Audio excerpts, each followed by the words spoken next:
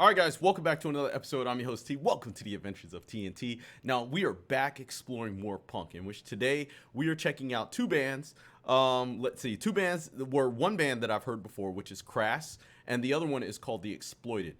Now, the song we're going to be checking out is called Punk is Dead. This is a 1978 track that Crass made. And it looks like this band, The Exploited, they made a rebuttal song called Punk Is Not Dead, which came out in '81. So let's go ahead and jump into it. And I know this is going to be interesting. Let's go ahead and check out these songs. Now, this is a Patreon request from our patron, Dork Knight. Shout out to you, Dork Knight. Let's go ahead and jump into this, y'all.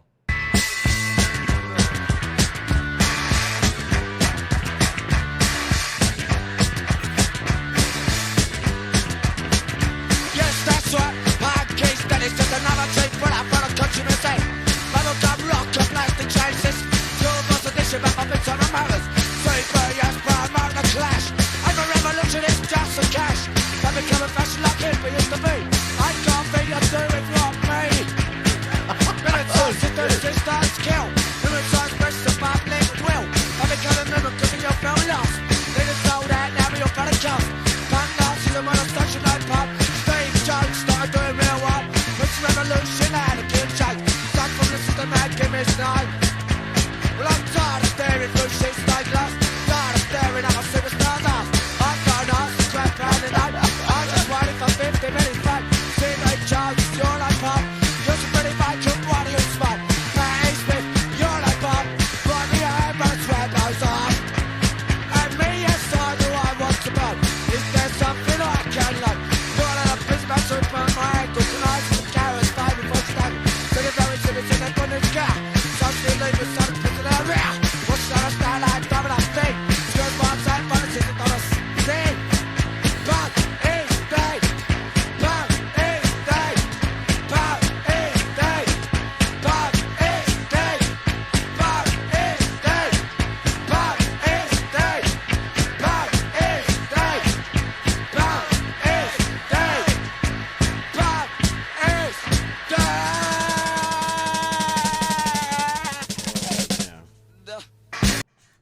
All right, so this is incredibly interesting. It always seems like when I listen to these punk rock songs, I always learn something new. And something I've already known is that these guys in Crass, they do not give a fuck. Like, they have something to say, they're going to put it out there, and they don't care what you think about it. And it just sounds like these guys were way ahead of their time when it comes to their message about what they're talking about, I guess, with punk rock music and the industry. Because essentially what they were talking about in this song with punk rock music is essentially what happened. And it's also what happens in most genres of music. And so I guess it was about, how punk has changed and it's turned into a cheap consumer product.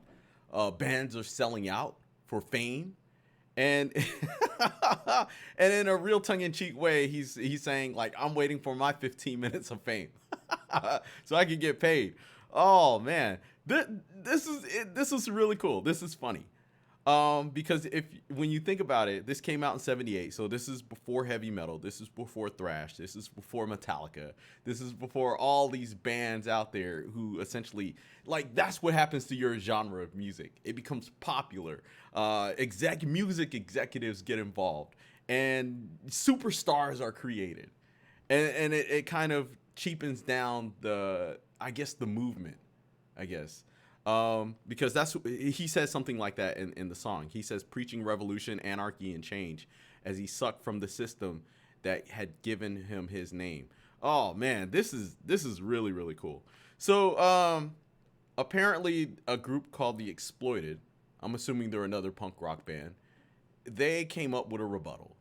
So it's called Punk's Not Dead. Let's go ahead and check it out. Let me make sure I pull up my lyrics. And leave your thoughts in the comment section, y'all. Let me know what you think about these songs that we're listening to. And of course, if you were around during this time, during the movement of punk, the early days of punk rock music, I want to know what was going on and what were people's thoughts about this. Anyway, let's jump into it.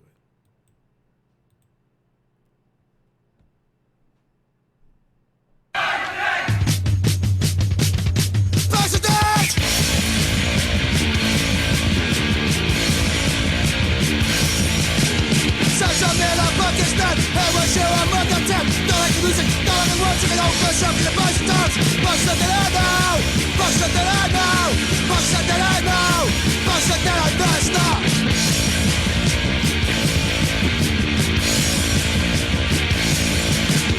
Metal bunch of rhythm cat, the bus bunch that I have. Lot of track is the adverse, rhythm bounce, and the names. Bunch that I know, bunch that I know, bunch that I know. Buster that I know, stop. Buster that I know. Buster that I know. Buster that I know. Buster that I know, stop.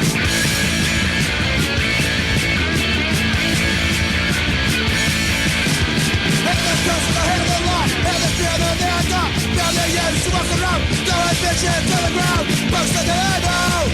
Buster that I know. Buster that I know. Buster that I know, stop. Buster that I know. Buster that I know. Buster that I know. Buster that I know, stop.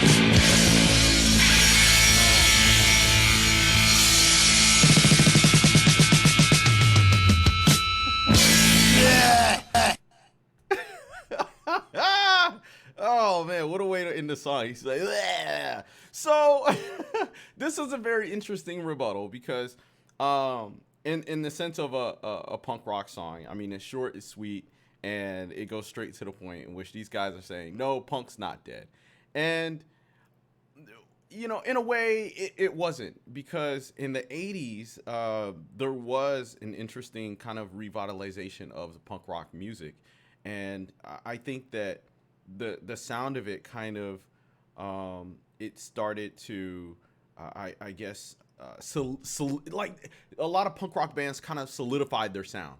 Essentially, they got like the sound that was punk rock in the 80s. And then it kind of branched off and it transitioned into different sounds, which I noticed was like hardcore, crossover, thrash, and all this other. It was almost like punk reached this maturity by the 80s and started having a whole bunch of bastard children. And by the 90s, essentially punk did die. And so Crass wasn't wrong in what they were saying. I think that the lead singer of Crass, I can't remember his name, but he kind of saw the direction of the music and saw what was happening. And these guys, I'm not sure when they came out, The Exploited, but they were probably like, no, there's still life in punk rock music. And there was. But it was heading in the direction of what Crass was saying.